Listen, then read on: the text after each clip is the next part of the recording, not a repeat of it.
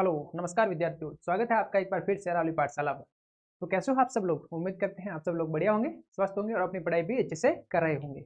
तो बच्चों, आज हम अपना नया चैप्टर स्टार्ट करेंगे। चैप्टर का नाम है क्षेत्रमिति। क्या नाम है बच्चों? क्षेत्रमिति, जो अपनी 8th क्लास की मैथ है उसका चैप्टर नंबर 9 है। आज इस चैप्टर में हम अपने इस चैप्टर के पूरे पार्ट के परिचय के बारे में पढ़ेंगे, फिर हम आगे जाके इसकी प्रश्नावली भी हल करेंगे। तो चलिए हम स्टार्ट करते हैं। चलिए, चैनल पर पहली बार हो तो चैनल को सब्सक्राइब जरूर कर देना और आगे बढ़ना आप। चलिए यहाँ देखिए, सबसे पहले आपको इस चैप्टर में देखना है त्रिभुज। त्रिभुज देखना है, त्रिभुज, फिर आयत के बारे में पढ़ेंगे हम। इसके बारे में त्रिभुज, आयत, वर्ग और वृत्त, इनके बारे में हमको पढ़ना है। इनका क्या निकालना है? इनका क्षेत्रफल निकालना है, परिमाप निकालना है। इन सभी के फॉर्मूले आपको आने चाहिए। उन फॉर्मूलों के बारे में हम सीखेंगे, उसके बाद हम आगे बढ़ेंगे। फिर आपको सेकंड करना है काम, समचतुर्भुज, समांतर चतुर्भुज और समलंब चतुर्भुज का क्षेत्रफल किस प्रकार से ज्ञात करते हैं, उनके बारे में आपको पढ़ना है। आगे बढ़ेंगे हम घन, घनाभ और बेलन का पृष्ठीय क्षेत्रफल और उसका आयतन निकालने के सूत्र देखेंगे कि किस प्रकार से उनके आयतन निकालते हैं। ठीक है, सबसे पहले हमारे पास क्या है बच्चों? यहाँ से आप देखिए, सबसे पहले हमको लेना है त्रिभुज, फिर लेंगे हम आयत, वर्ग और वृत्त। क्रम वाइज इनके क्षेत्रफल के और परिमाप के बारे में पढ़ेंगे और उनके क्षेत्रफल के और परिमाप के सूत्रों के बारे में भी हम पढ़ेंगे। चलिए, सबसे पहले हम बच्चों देखते हैं त्रिभुज। क्या देखेंगे? त्रिभुज। अब त्रिभुज क्या होता है? तीन भुजाओं से घिरी हुई बंद आकृति को हम क्या कहते हैं? त्रिभुज कहते हैं। क्या कहते हैं बच्चों? तीन भुजाओं से घिरी हुई बंद आकृति को हम त्रिभुज कहते हैं। ये क्या है हमारे पास? ये एक त्रिभुज है। क्या है? त्रिभुज। अब यहाँ पर हम मान ले कि यहाँ पर 90 डिग्री, कितना है? 90 डिग्री। तो ये हो गया एक बच्चों समकोण त्रिभुज। कैसा त्रिभुज हो गया? समकोण त्रिभुज। ठीक है, अब इसमें देखिए, ये है इसकी, ये उसकी ऊंचाई होती है। क्या होती है बच्चों? ऊंचाई। और ये वाला होता है, ये इस त्रिभुज का क्या होता है? आधार होता है। क्या होता है बच्चों? आधार। तो सबसे पहले हमको देखना है त्रिभुज का क्षेत्रफल।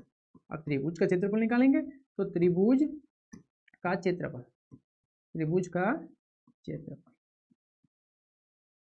तो त्रिभुज के क्षेत्रफल का क्या फॉर्मूला होता है? त्रिभुज के क्षेत्रफल का सूत्र होता है 1/2 आधार, आधार इंटू ऊंचाई।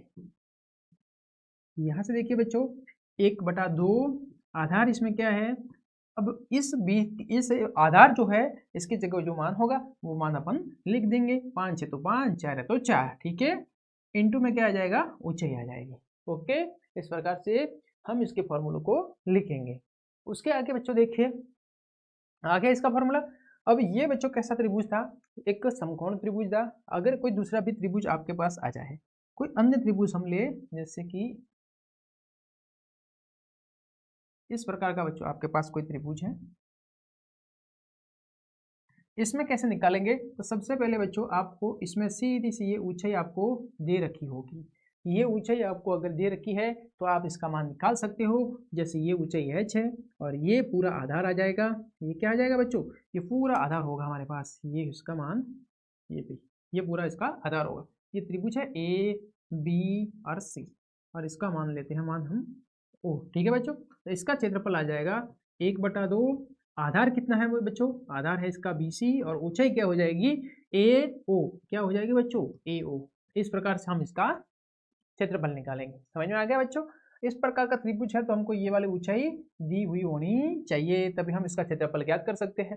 फिर आगे बढ़ते हैं, एक और त्रिभुज लेते हैं। जैसे कि हमने लिया, देखिए बच्चों इस प्रकार का त्रिभुज आप देखिए, जैसे ये वाला त्रिभुज है। ठीक है ना, ये त्रिभुज कैसा त्रिभुज है? ये त्रिभुज है जिसमें तीनों भुजाएं समान है। अगर तीनों भुजाएं समान होती है तो वो त्रिभुज होता है समबाहु त्रिभुज। दो भुजाएं समान होने पर समद्विबाहु, तीनों भुजाएं असमान होने पर विषमबाहु त्रिभुज कहलाता है। तो ये एक समबाहु त्रिभुज है। तो समबाहु त्रिभुज की जैसे ये ए भुजा है तो ये भी ए होगी और ये भी होगी, ये होगी। ठीक है ना, तो इसका क्षेत्रफल निकालेंगे तो इसका फॉर्मूला होगा, और इसका फॉर्मूला हम लिखेंगे बच्चों। तो इसका फॉर्मूला क्या होता है? क्षेत्रफल बराबर √3/4 भुजा स्क्वायर। ठीक है, √3/4 भुजा स्क्वायर, या ए है भुजा तो आप इसको ऐसे लिख सकते हो √3/4 ए स्क्वायर। ये इसका फॉर्मूला हो गया बच्चों। ओके, समझ में आया यहाँ तक अच्छे से? ठीक है, आगे बढ़े। देखिए, हम यहाँ तक हमने इन त्रिभुजों के क्षेत्रफल के बारे में कंप्लीटली समझ लिया है। आगे देखेंगे हम अपना नेक्स्ट वाला, आगे बढ़ते हैं। नेक्स्ट क्या है बच्चों? नेक्स्ट है अपने पास आयत। क्या है? आयत। अब हमको पढ़ना है आयत के बारे में। किसके बारे में पढ़ना है? आयत के बारे में। तो हम यहाँ पर लेंगे आयत।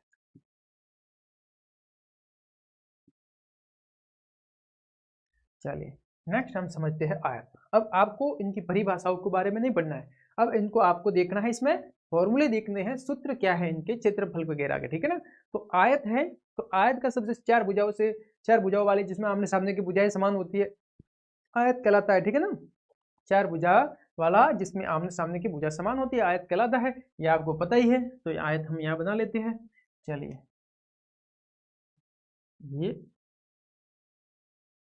ये बच्चों हमने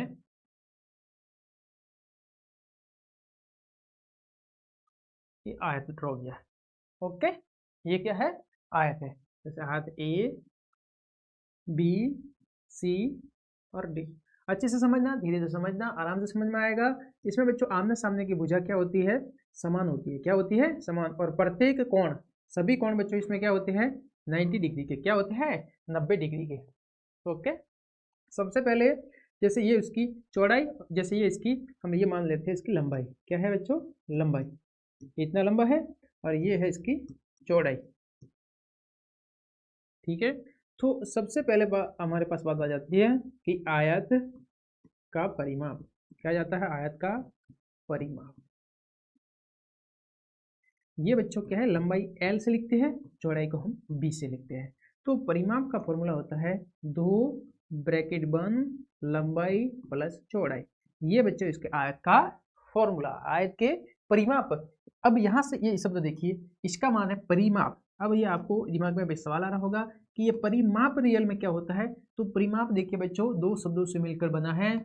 एक तो होता है परि और एक होता है बच्चों माप। तो परि यानी चारों ओर, क्या होता है बच्चों?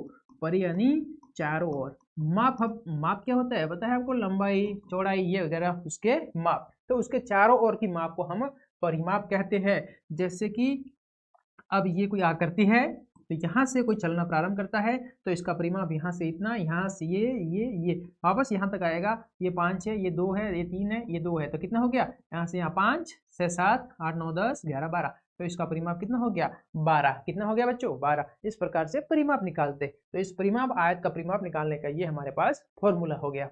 ओके, समझ में आया? चलिए यहाँ से रब करते हैं इसको। चलिए आगे बढ़ते हैं। आयत का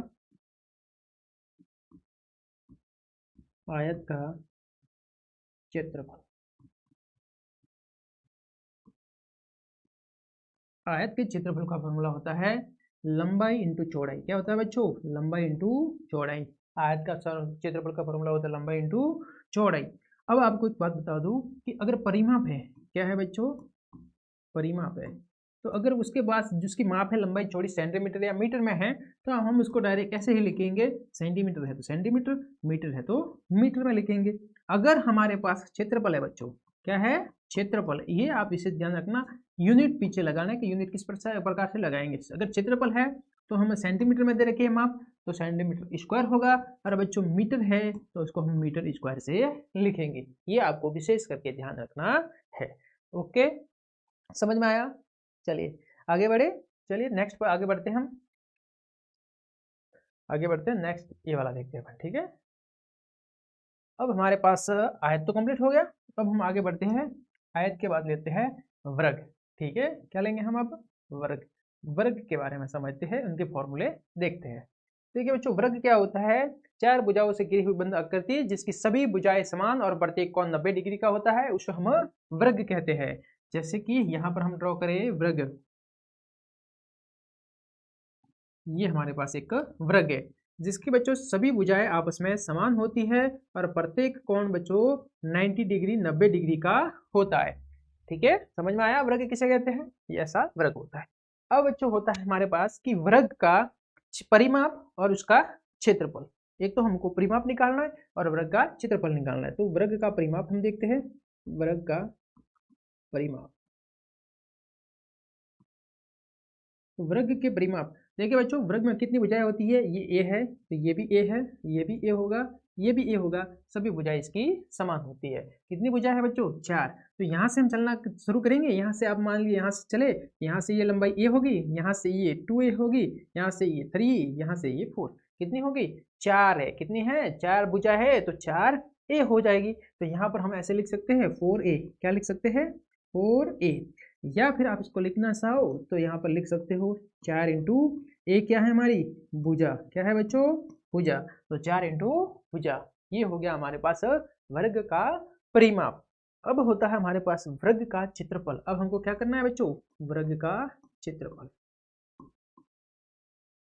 वर्ग का क्षेत्रफल क्या होगा वो देखिए, वर्ग का क्षेत्रफल। तो वर्ग में क्या होती है, भुजा सभी समान होती है, तो वर्ग का क्षेत्रफल का फॉर्मूला होता है बच्चों भुजा इंटू भुजा। ठीक है, आप इसको शॉर्ट में लिखना चाहो तो आप इसको ए भुजा है तो आप इसको ए स्क्वायर भी लिख सकते हो। यहाँ से समझ में आया अच्छे से। चलिए, यहाँ तक आपको उम्मीद करते हैं आपको बढ़िया ढंग से अच्छे से सब समझ में आया होगा। आगे बढ़े हम कंप्लीट, एक एक कंसेप्ट को धीरे से बहुत ही बेसिक लेवल से समझा रहे हैं। चलिए आगे बढ़ते हैं, नेक्स्ट देखते हैं। वर्ग के बाद हम करते हैं व्रत की बात करते हैं। किसकी बात करते हैं, व्रत की। ठीक है बच्चों, हम बात करेंगे व्रत की। व्रत क्या होता है, देखिए बच्चों, व्रत हमेशा कैसी आकृति होती है, गोलाकार आकृति होती है इस प्रकार की।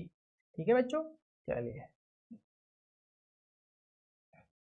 अब बच्चों आप इसमें देखिए व्रत में एक एक पार्ट्स को मैं बता रहा हूँ किसको क्या कहते हैं वो आप देखिए। सबसे पहले व्रत में बच्चों देखिए, यहाँ हम देखेंगे सबसे पहले जो लाइन है, ये जो पूरी रेखा है, इस वाली रेखा को हम बोलते हैं परिधि। क्या बोलते हैं बच्चों, परिधि। एक एक बात को आप ध्यान से दिमाग में उतार लेना, ये बहुत ही ज्यादा काम की चीज है। ठीक है ना। अब ये जो बीच वाला है इसको हम कहते हैं बच्चों केंद्र। क्या कहते हैं, इसको हम केंद्र कहते हैं। ओके, समझ में आया दो। अब जो यहाँ केंद्र से जो परिधि को लाइन मिलती है, इस लाइन को हम बोलते हैं बच्चों त्रिज्या। क्या बोलते हैं इसको हम कहते हैं त्रिज्या। ठीक है। अब यदि हम त्रिज्या को डबल कर दें, क्या है बच्चों, त्रिज्या मतलब आर है, रेडियस इंग्लिश में बोलते हैं। इसको अगर मैं डबल कर दूं, मतलब इस लाइन को मैं यहाँ तक पूरा कर दूं, तो ये पूरी लाइन हो जाएगी। जैसे ये ए है और ये बी है, तो ये पूरी लाइन होगी। ए बी जो होगा ये वृत्त का व्यास होगा बच्चों। क्या होगा, वृत्त का व्यास होगा।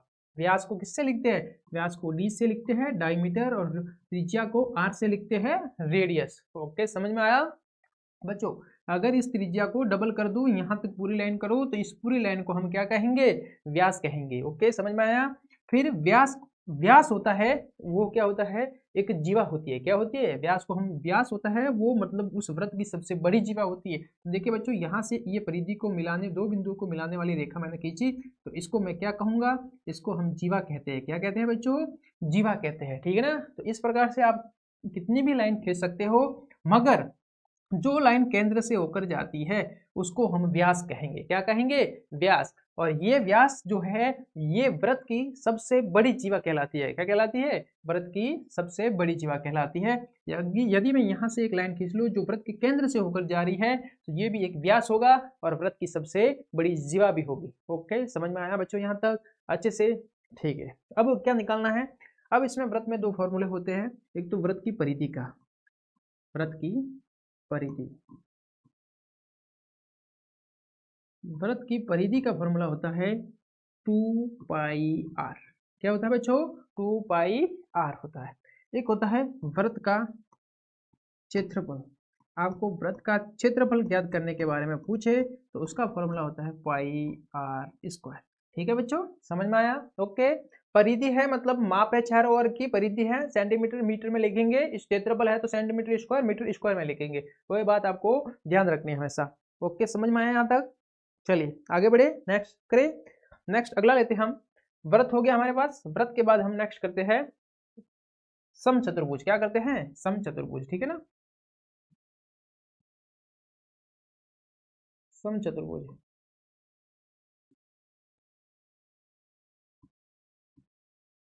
समचतुर्भुज के बारे में पढ़ेंगे हम। देखिए समचतुर्भुज क्या होता है वो देखिए आप। जैसे कि मेरे पास ये वाला है ऐसा, ठीक है ना।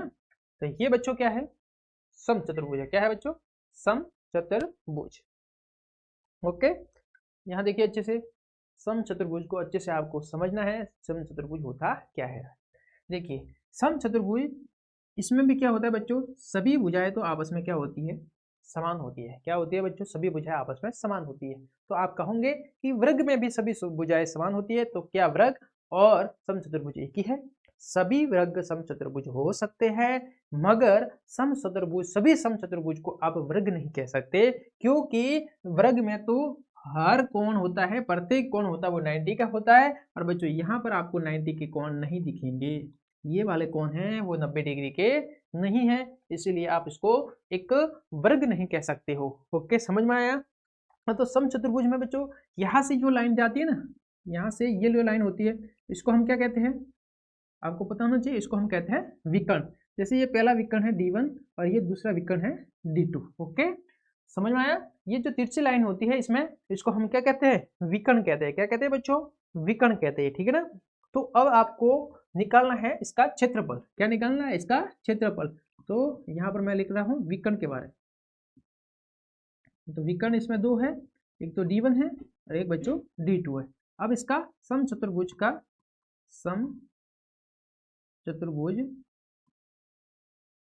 समचतुर्भुज का क्षेत्रफल, समचतुर्भुज का क्षेत्रफल, इसका क्षेत्रफल होता है 1/2 इंटू विकर्णों का गुणनफल D1 इंटू D2। ये बच्चों होगा क्षेत्रफल इस समचतुर्भुज का। किसका होगा बच्चों? समचतुर्भुज का क्षेत्रफल होगा। समझ में आया? ओके, आगे बढ़े। अब चलिए अगला सवाल करते हैं। अगला सवाल करें, चलिए नेक्स्ट क्वेश्चन देखते हैं हम इसका।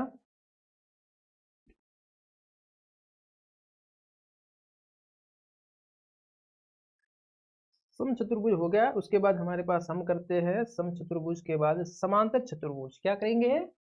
समांतर चतुर्भुज करते हैं, ठीक है ना? अब लेंगे हम समांतर चतुर्भुज। ओके, समचतुर्भुज के बाद आपको देखना है समांतर चतुर्भुज। समांतर चतुर्भुज कैसे होंगे? चलिए, इस प्रकार के चतुर्भुज कहलाते हैं समांतर चतुर्भुज। समांतर चतुर्भुज में की विशेषता मैं आपको बताता हूँ। समांतर चतुर्भुज की आमने सामने की भुजाएं समान होती है, जो कि एक आयत में भी होती है, मगर आयत में प्रत्येक कोण 90 का होता है, इसमें 90 का होना जरूरी नहीं है। और भुजाओं के दो युग्म, मतलब ये वाला और ये वाला, दोनों ही समांतर जाएंगे, आपस में एक दूसरे को कभी प्रतिच्छेद नहीं करेंगे। और यहाँ से ये वाला ही दोनों ही रेखा है समांतर जाएंगी, आपस में एक दूसरे को कभी प्रतिच्छेद नहीं करेंगे। ये इसकी विशेषता हो गई। ओके, अब इसका क्षेत्रफल आ गया। क्या आ गया बच्चों? क्षेत्रफल। अब इसमें क्षेत्रफल क्या होता है? जैसे कि आप यहाँ से ये जो रेखा लाइन दे रखी है, ये होगी बच्चों इसकी ऊंचाई। क्या होगी? ये उसकी ऊंचाई। और यहाँ से ये उसका जैसे हो गया आधार। क्या हो गया बच्चों? आधार। तो समांतर चतुर्भुज का क्षेत्रफल होगा, समांतर चतुर्भुज का क्षेत्रफल। क्षेत्रफल का फॉर्मूला होता है आधार इंटू ऊंचाई। क्या होता है बच्चों? आधार इंटू ऊंचाई। ओके, समांतर चतुर्भुज का फॉर्मूला क्या होता है? आधार इंटू ऊंचाई। समझ में आ गया? चलिए इसके बाद हम देख लेते हैं समलम चतुर्भुज। क्या देख लेंगे? समलम चतुर्भुज। इसी में देख लेते हैं समलम चतुर्भुज।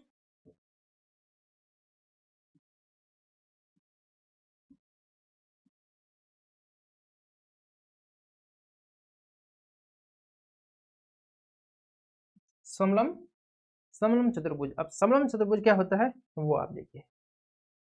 जैसे आपके पास इस प्रकार के कोई चतुर्भुज दे रखे होते हैं, आप इसको ध्यान से देखिए। इस प्रकार के जो चतुर्भुज दे रखे होते हैं उसको हम बोलते हैं समलम चतुर्भुज। समलम चतुर्भुज में क्या होता है बच्चों? इसकी दो, जैसे ये ए और ये बी, तो ए और बी भुजाओं का एक युग्म, मतलब भुजाओं का एक जोड़ा समांतर होता है और दूसरा जोड़ा असमांतर होता है। तो यहाँ से हम देखेंगे कि ये तो जो लाइन है ये आपके सीधी जाएगी, एक दूसरे को कभी भी प्रतिच्छेद नहीं करेगी, समांतर होगी। और ये जो लाइन जाएगी ये आगे जाके प्रतिच्छेद कर देगी, मतलब ये जो लाइन होगी, रेखा होगी, वो प्रतिच्छेद करने वाली रेखा होगी, असमांतर रेखा होगी। इससे पता चलता है एक जोड़ा समांतर है और एक जोड़ा असमांतर है। तो ये होगा समलम चतुर्भुज। क्या होगा बच्चों? समलम चतुर्भुज। ठीक है, अब इसका हमको क्षेत्रफल निकालना है। इसका क्षेत्रफल का भी फॉर्मूला होगा, वो आप देखिए। सबसे पहले यहाँ से ये इसकी ऊंचाई होगी। क्या होगी बच्चों? ऊंचाई होगी। तो इसका क्षेत्रफल ज्ञात करना है, तो इसके क्षेत्रफल का फॉर्मूला होगा 1/2 दोनों ही समांतर भुजाओं का योग इंटू ऊंचाई क्या होगा। देखिए बच्चों यहां से लिखेंगे इसका समलंब चतुर्भुज का क्षेत्रफल। क्षेत्रफल बराबर 1/2 इंटू ए प्लस बी, मतलब दोनों ही क्या होगा बच्चों, ए प्लस बी, मतलब दोनों ही ए प्लस बी, ए प्लस बी 1/2 गुणा ए प्लस बी, मतलब दोनों ही समांतर भुजाओं का योग। यहाँ पर इस ब्रैकेट में आप लिखोगे दोनों ही समांतर भुजाओं का योग इंटू ऊंचाई, इंटू में क्या आएगी ऊंचाई। ओके, समलंब चतुर्भुज का फॉर्मूला क्या हो गया 1/2 दोनों ही समांतर भुजाओं का योग इंटू ऊंचाई। ठीक है ना, ये हमारे पास समलंब चतुर्भुज का फॉर्मूला हो गया। आगे बढ़ते हैं, नेक्स्ट यहाँ तक हो गया हमारे पास। अब हमको देखना है घन, घनाभ और बेलन का। ठीक है ना, सबसे पहले हमको देखेंगे घन का। देखिए बच्चों ये घन, घन घन किस प्रकार के होते हैं। घन आप एक हम छोटा सा को घन बना के देखिए,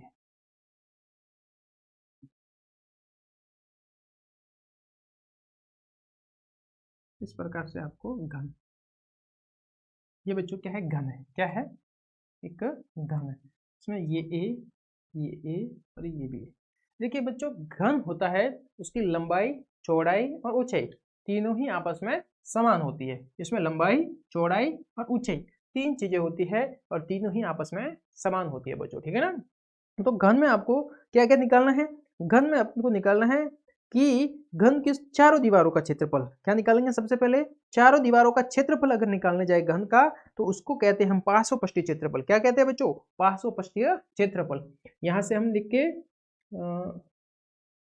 चारों दीवारों का क्षेत्रफल,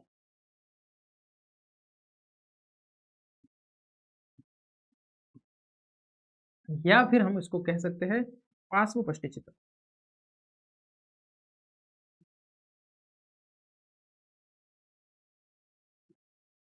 ठीक है, पार्श्व क्षेत्रफल आएगा 4a²।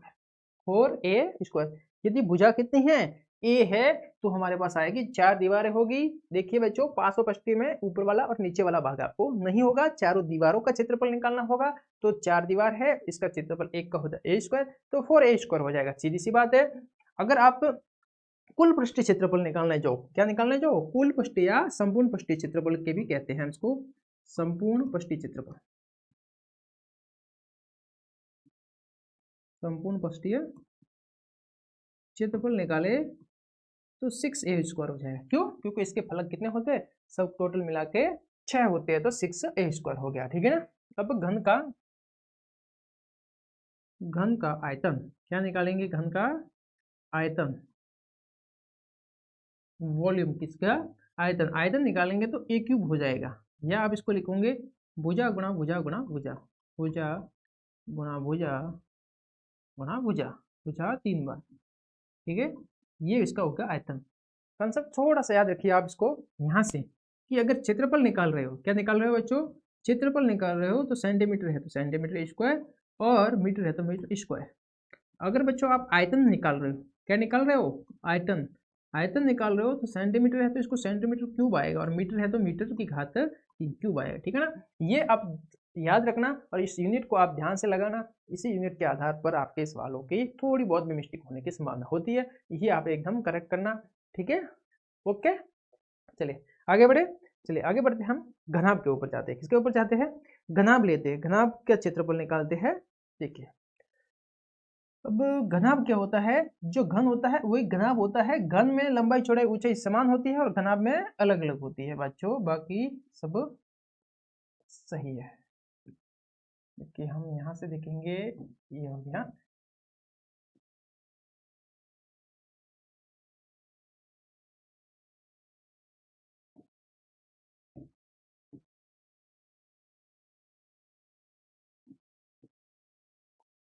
अब इसको आप मिला देना।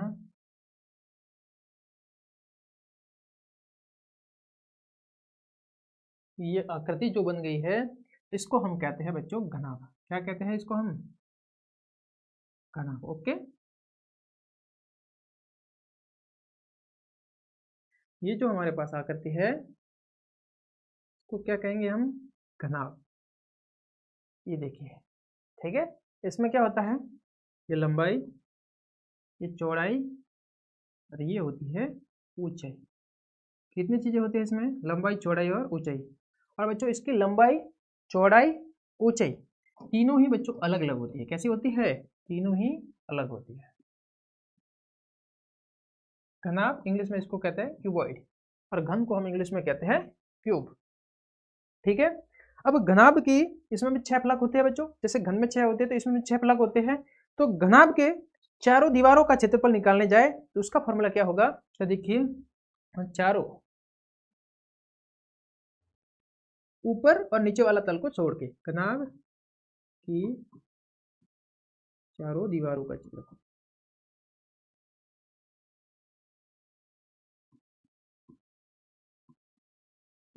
चारों दीवारों का क्षेत्रफल मतलब हम इसको ऊपर वाले पार्ट्स को और नीचे वाले पार्ट्स को छोड़ के बाकी के जो 4 दीवार बचती है उसका क्षेत्रफल निकालना पड़ता है। तो 2l + b गुणा h, ये इसके चारों दीवारों का क्षेत्रफल होता है, जिसका इसको हम अपने क्या बोलते हैं? पार्श्वपष्टीय क्षेत्रफल। क्या कहते हैं इसको? पार्श्वपष्टीय क्षेत्रफल। फिर एक होता है संपूर्ण पष्टीय क्षेत्रफल। क्या होता है? तो घनाभ का संपूर्ण पष्टीय क्षेत्रफल, संपूर्ण पृष्ठीय क्षेत्रफल। घनाभ का संपूर्ण पृष्ठीय क्षेत्रफल का फॉर्मूला क्या होता है? 2 ब्रैकेट बंद l into B plus B into H plus H into L, ये होता है इसके संपूर्ण पृष्ठ का क्षेत्रफल। ओके, समझ में आया? अब तीसरा पॉइंट है इसका आयतन। क्या है बच्चों? घनाभ का आयतन, और घनाभ के आयतन का फॉर्मूला होता है l into B into H. क्या होता है? लंबाई इंटू चौड़ाई इंटू ऊंचाई, ये घनाभ के आयतन का फॉर्मूला होता है। किसका फॉर्मूला होता है बच्चों? ये घनाभ के आयतन का फॉर्मूला होता है। नेक्स्ट अगला देखिए हम, तो अगला आपको करना है बेलन। क्या करना है हमको? नेक्स्ट है हमारे पास बेलन। देखिए बच्चों, बेलन का, बेलन इंग्लिश में इसको बोलते हैं सिलेंडर। ठीक है ना, बेलन। चलिए यहां से हम इसको देख लेते हैं। बेलन इस प्रकार का होता है आपके पास।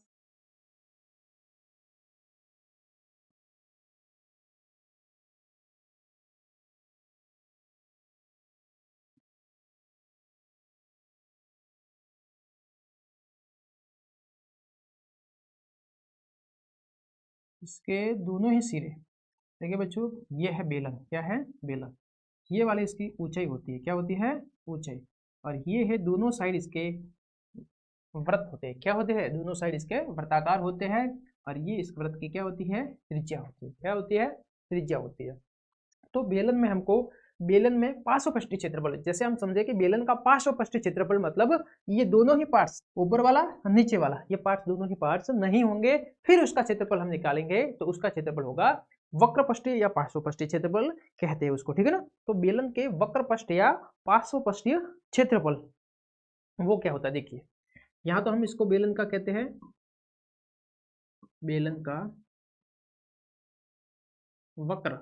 वक्र मतलब ये जो है, ये वक्र वाला, ठीक है ना, ये यहाँ से ये क्षेत्रफल, इसके ऊपर वाला, ये नीचे वाला क्षेत्रफल अंदर नहीं काउंट होता। वक्र पृष्ठ या हम कहते हैं पार्श्व पृष्ठ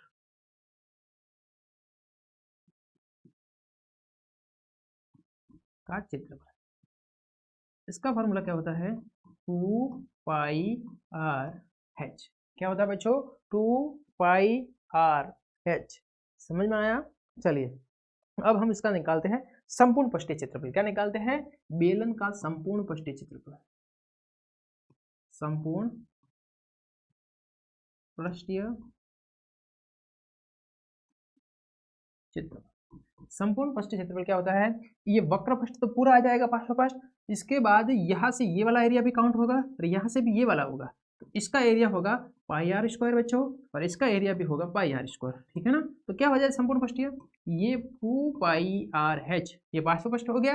अब दोनों एरिया काउंट हो रहे हैं, ऊपर वाला पाई आर स्क्वायर, नीचे वाला भी पाई आर स्क्वायर। तो यहाँ से देखिए बच्चों 2 पाई आर एच, ये पाई आर स्क्वायर 2 बार है तो 2 पाई आर स्क्वायर, इसमें से कॉमन ले लीजिए बाहर,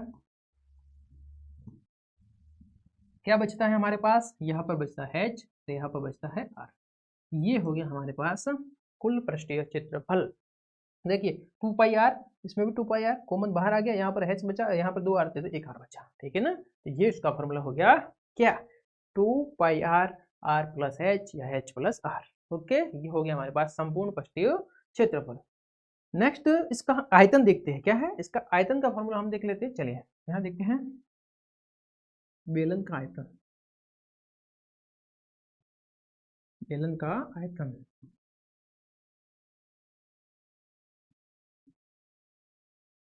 पाई आर स्क्वायर एच, ये बच्चे होता है बेलन के आयतन का फॉर्मूला। ओके, समझ में आया।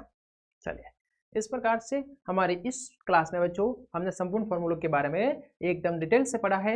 आगे हम वीडियो में, हमारी जो वीडियो नेक्स्ट वीडियो आएगी उसमें हम अपनी प्रश्नावली लेंगे 9.1। तो वीडियो के साथ बने रहिए, चैनल को सब्सक्राइब करना मत भूलिए, हमारे चैनल को ज़्यादा से ज़्यादा शेयर कीजिए आपके दोस्तों के साथ भी, ठीक है। मिलते हैं बहुत ही जल्द नेक्स्ट वीडियो में, तब तक के लिए गुड बाय।